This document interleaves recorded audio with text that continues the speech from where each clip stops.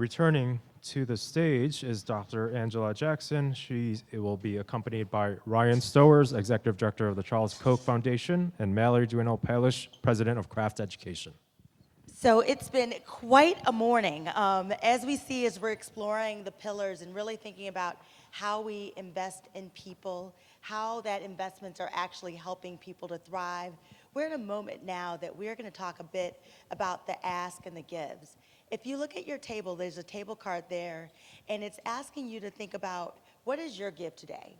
Based on your perch, where you work, what is one offering that you can give to the table or to this community, be it research or be it just advice or thought partnership like John mentioned, being willing to give his time. Again, as I said before, we know we can create win-win workplaces. We know that we're in the room where people actually want to do the work. So I'm hoping that we can actually come and be in community in doing that. And with that, I'd love to just point to the people who are on my left because I love and appreciate being in community with you. When I started this conference and thought about the win-win, these were the two first leaders that I talked to about this idea, and they were 100% on board. And there's a reason why I talked to them. They have a real deep commitment in people and thinking about workplaces as places for transformation and for growth. And so, Mallory, I want to start and introduce Craft, what you do, and the idea behind this apprenticeship degree. Absolutely. Thank you so much, Angela. Good morning, everyone. I'm in sneakers because I'm 5 months pregnant, and that's the best y'all are getting from me this morning. But it's great to see you all today. So I started Craft as a last resort. I was working in the teacher development space, working to upskill minimum wage classroom aides into credentialed teachers through apprenticeships. And we were spending more time managing the data for reporting on that work than we were managing on the program itself, because we were starting to touch programs like high school career and technical education systems, apprenticeship and Department of Labor workforce boards, and Pearl and WIPs and all of that good stuff. And then higher education, regional accreditation, program accreditation, et cetera. And we were reaching a point where while we believed in these programs, both in terms of their impact and their ROI, the juice just wasn't worth the squeeze. And when we were asking around, we were seeing that that was true for most of the people in our space, and that we were looking at market failure. So Craft solves the world's most boring problem, but those are the good ones to solve because then no one has to think about them anymore. And it is namely this idea of letting employers and their training providers go out and run their training programs the way they want, and us automating in the background the data collection, compliance, and reporting. And the good news is, as a nonprofit, and with help like folks from Ryan, we're usually able to do that completely for free. Excellent. Ryan. Yeah, Angela, just want to say thank you for having us. And it's an honor to share the stage with these two. Their energy drives a lot of us to do what we do all the time. I'm at the Charles Koch Foundation and Stand Together. Stand Together is a philanthropic community that believes in people and their extraordinary potential to do incredible things, but also recognizes that barriers have been put in the way of a lot of people's ability to reach that potential. And so we're systematically investing in a variety of different ways to break down those barriers and open up opportunity. And that's what brings us to this conversation, but it's been an evolution for us. And it's honestly people like Angela and Mallory and Caitlin and so many others that we've interacted with over the last few years that have really helped us evolve. You know, just historically, we were very focused on higher ed. And I think higher ed's a great system. It's helping some people achieve their ability to reach their potential. But what we recognized is that millions are being left behind. And whether we recognize this fully or not, we were maybe a little bit a part of the problem because we kept supporting the status quo rather than investing in strategies that would disrupt the status quo and open up new opportunity. And so we've made a major pivot. We're still supporting select programs in what I would call higher ed or hybrid higher ed opportunities, but the majority of our focus right now is opening up new pathways to reach those 70 to 100 million people in the country that have in some way been left behind. And so, but going through that process and realizing that we didn't have the answers, we couldn't do it alone, it took people like Mallory and her inspiring story and what she was doing with craft and so many others to help us learn how we could be more effective. And we're doing it. And it's been transformative for us. And the reason I love to come to events like this is there is so much passion and movement behind what we're all trying to do. And I think that's what it's going to take to really make a difference. So we're honored to be here, and thank you. No, thank you. We know that there's a lot of people being left behind, but if we look at our workplaces today, there's a lot of people who like to transition and to do something new. And we know that there's even been barriers to do that. We're asking people to go back and maybe get a 4-year degree when they're trying to feed their families. They have kids. They have a full life. And so how are they able to transition to new careers without leaving the workplace? So I'd love to talk about how you two met and are thinking about solving that problem, Mallory. Do you want to go first? No, you go. Okay, deal. I'll always go first. Okay, so we started out, again, I was originally a high school principal, really struggling to upskill my own talent in my school. And I had a ton of people, so I was running an English language learner school for students who were by and large high school newcomers to the United States, had been in the country for less than 6 months. And the research was very, very clear. Those learners learned best and got the best outcomes when they were taught by adults who shared their linguistic backgrounds, their socioeconomic backgrounds, and other indicators that this was not a, we think this is nice, very clear empirical literature that this would get us our best outcomes. And we had those individuals working in our building every day in minimum wage classroom aide roles. And we would try to send them to our local community college. We would pay for their tuition. We would do whatever we could. And one by one, they were dropping out for reasons that had nothing to do with will or skill, right? It was transportation. Those classes were offered in the middle of the day when we needed them to teach. It was childcare. And so the question became for us, like, I know this person not could be a great teacher someday, is de facto a great teacher in my classrooms right now. A lot of times they were running my classrooms for me, and I could not triple their salary and pay them as a teacher, and I could not give them those responsibilities because of these structural things that should not be what matters. We had the tail wagging the dog. And so what we found, we then founded a university called Reach University that still only does teaching apprenticeships, even as Craft manages data across industries. And what we saw was what I think common sense would tell us in the marketplace, which is that great experience, you shouldn't have to go leave the workforce to get the training. The workforce and the workplace is the training. And when done well, actually isn't just as good as traditional pathways, actually makes you a better teacher, nurse, software engineer, because, I mean, let's think about it. There's a reason why I never wanted to hire first-year teachers. There's a reason why no one wants someone right out of school with no experience. Experience matters. And when we turned the experience into the training itself, we saw people actually persist through these programs at rates that were pretty shocking. In fact, normally the demographic we were looking at has a below 5% on-time graduation rate, and we saw them pass in our first year above 70% on-time graduation rate, which was higher than middle and high SES white students going through traditional programs. And so we saw that the experience was better, the outcomes were better, and we weren't losing anything. And so I think it's all about making the workplace the training place and not trying to send them somewhere else. That's exactly it. And I want to stay with you just for a minute, because when we think about the workplace, and you have lots of people who are at companies here and leaders, why should they care about a teacher shortage? Has anyone hired someone who can't read? I wouldn't recommend it. I think that's really, and again, teaching is the canary in the coal mine in many ways. If we have a teacher shortage, by and large, the same communities where there are teacher shortages, there are other skilled labor vacancies. That's where you start to see shortages in software engineers, in computer scientists, and oftentimes with a very serious lag effect of if you are in a public school system that is understaffed and not appropriately staffed, your talent pipeline isn't going to come out with the skill set they need. So it's this dual effect of it's both an indicator in the near term of a skilled labor shortage in general, but it also produces and doubles down on the root causes of those shortages over time.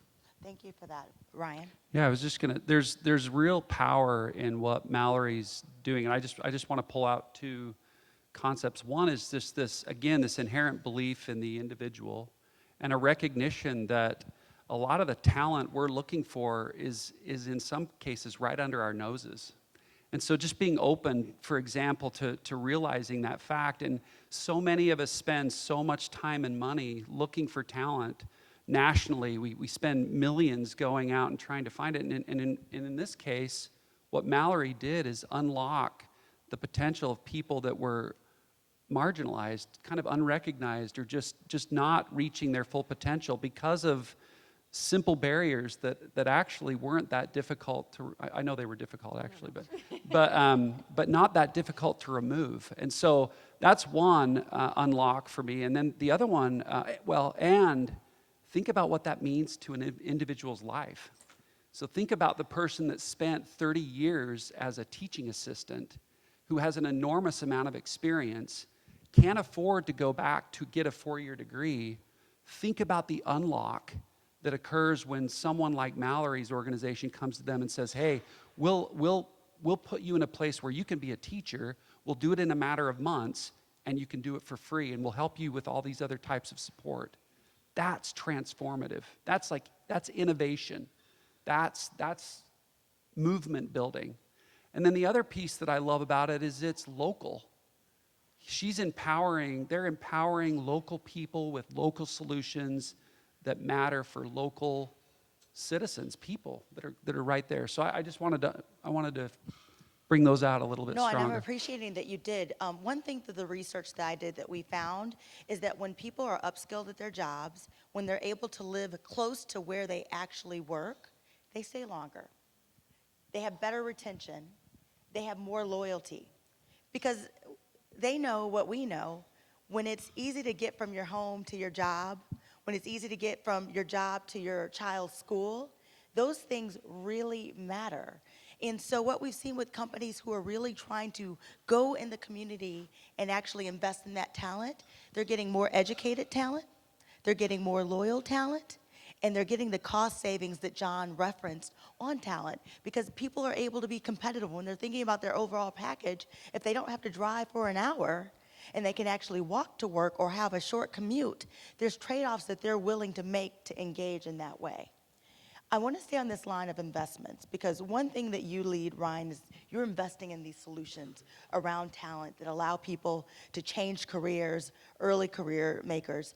Talk to me about what the ROI and how you understand the ROI around that. Yeah, I mean, it's a work in progress. I mean, ultimately, because we care so much about the individual, we want to identify the right measures to indicate that we're increasing people's economic mobility, and then beyond that, and I don't know how to measure it, so if anyone knows how, let us know. That can be your ask. Yeah, well, this is one of my asks then, because economic mobility, someone said, paychecks matter, but what a lot of people are looking for is purpose and meaning through work. 70% of Americans say that they find purpose through their occupation.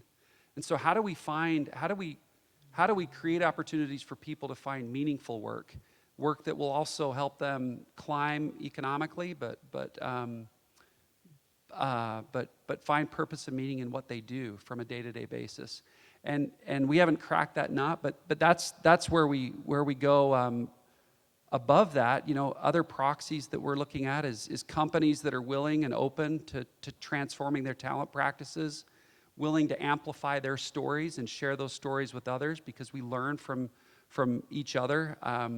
We're looking at individuals that are increasing their economic mobility as a result of the investments we make.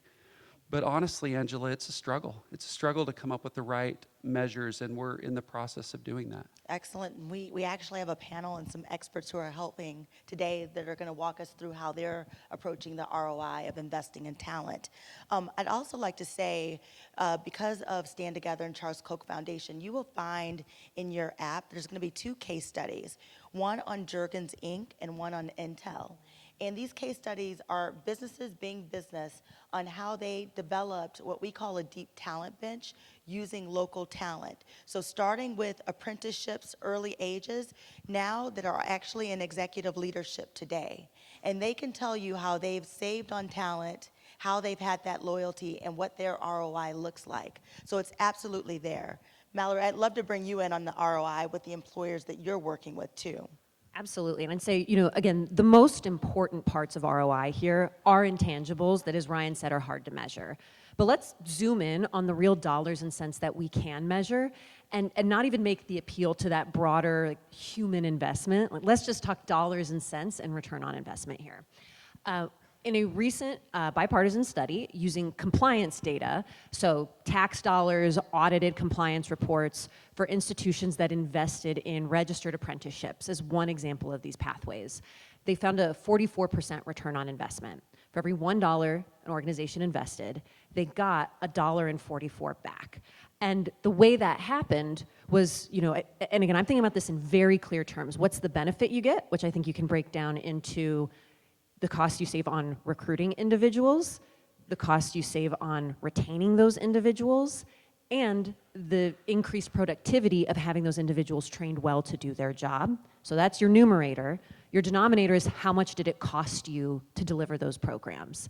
And what they found was that about 60% of that productivity was due just to increased recruitment and retention. It being easier to find people and then them churning less frequently, especially in those sort of frontline roles that are high value, but that oftentimes have a short tenure because they're hard jobs. Think medical assistant, think paraprofessional, think caseworker, et cetera.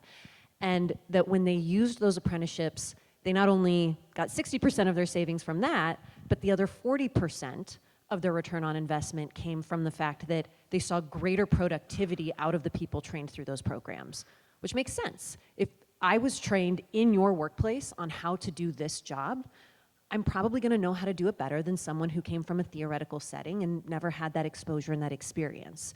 I'm happy to speak to the specific industries that we've seen where the numbers actually in healthcare we're seeing are closer to 57%. So some industries we're seeing much higher. But the bottom line is, even if you can't quantify the human case for this, it is just good business. Mallory, can you give us some more industries and stats? Yeah, I'd love to. Thank you, Angela.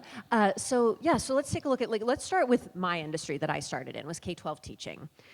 K-12 teaching spends $2 billion every single year just on trying to fill teacher vacancies.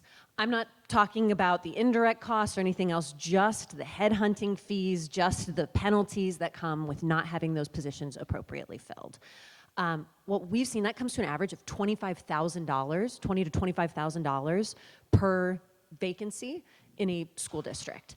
And then when you think about the fact that teachers oftentimes churn, about 50% of people wash out within the first 5 years of the teaching profession, it's not just that they're spending a lot to fill that position the first time, it's that they're having to refresh and refill it every few years. What we've seen with some of our early partners, teaching apprenticeships didn't start until 2022. So we're only 3 years in right now. And in the school district of Dallas School District alone, where we are working with Dallas College as the local university and the training provider, and we're just managing their data, their first cohort only had 50 or around 75 teachers in it. And in the savings that they've produced in 3 years since, it's already saved them $1.5 million in those recruitment and retention costs. It's the reason why they're dramatically expanding it to where they're now looking to fill all of their vacancies through this route, and we're seeing that across areas.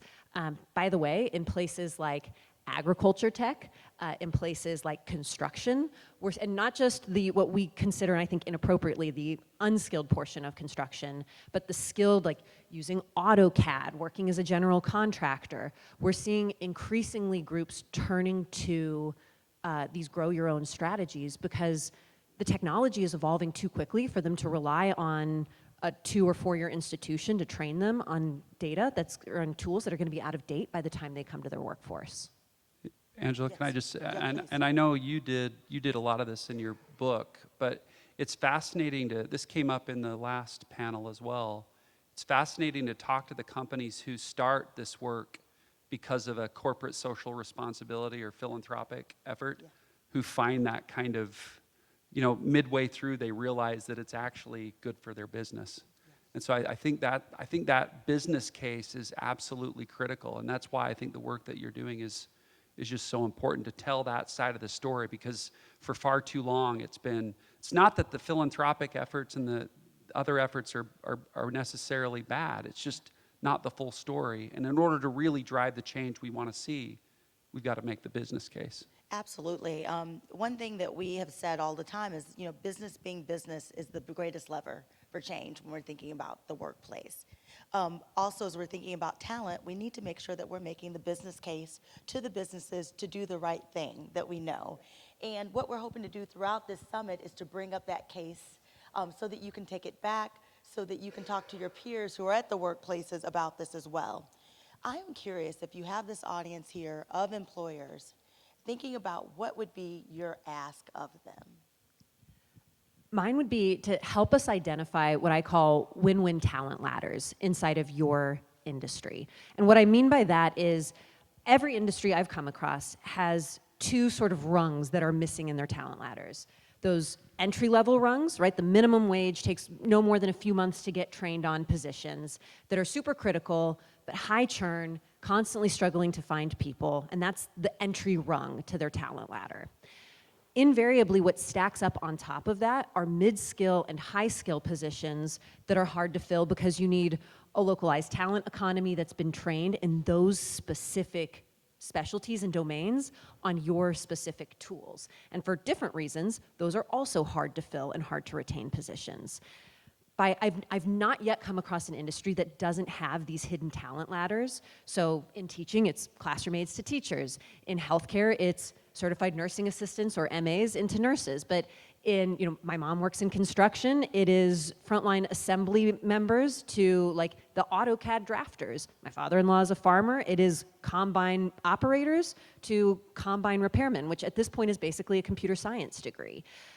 Every industry has those, and my ask to you is help us identify what are those in your industry where we could turn one position into an upskilling pathway to the next. I'd love to make the business case. You're going to be hard-pressed to find any other talent strategy that's going to have a 44% ROI and break even in a couple of years. But even if I can't make that case to you, I want to know what those are, because the more we know what it is across industry, the more we can build frameworks and patterns for sectors to start making this happen at scale. Excellent, thank you. Ryan. Our ask is, we're trying to be a catalyst in this space. And last year we helped launch the Human Potential Summit. It's in partnership with Angela and Win-Win, and we've been closely aligned. The whole focus of that summit is really to stimulate a network, a community of businesses and solution providers, so both sides of the talent ecosystem, to come together and workshop solutions.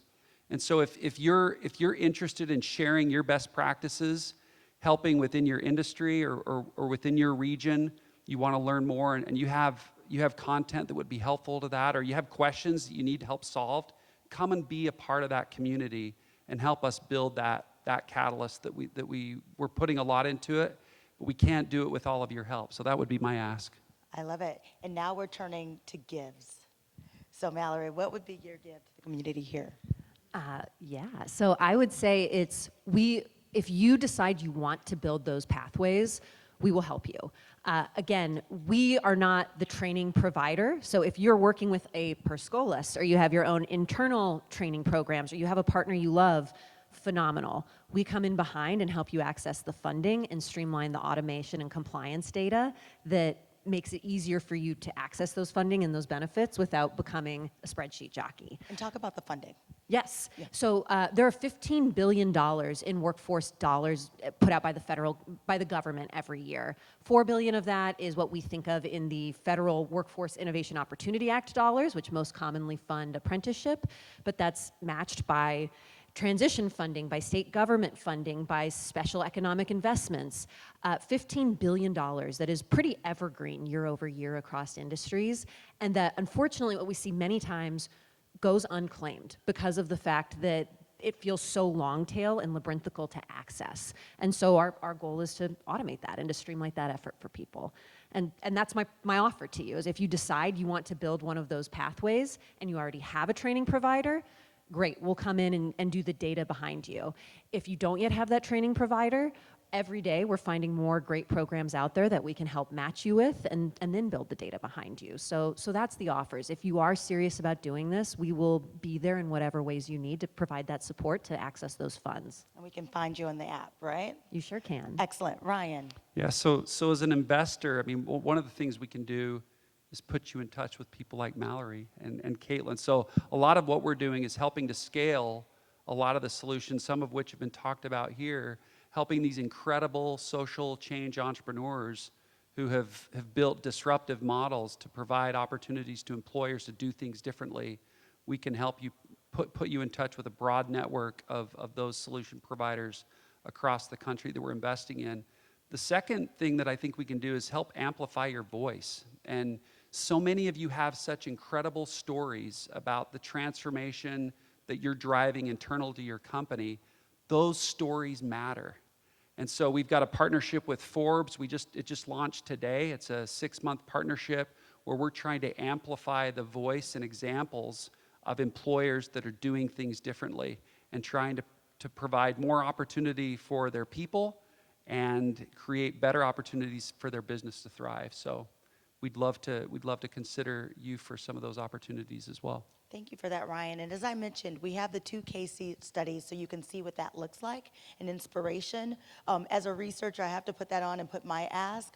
We'd love to write those stories about you. We're willing to anonymize, but what we're seeing is that this can be done with imagination.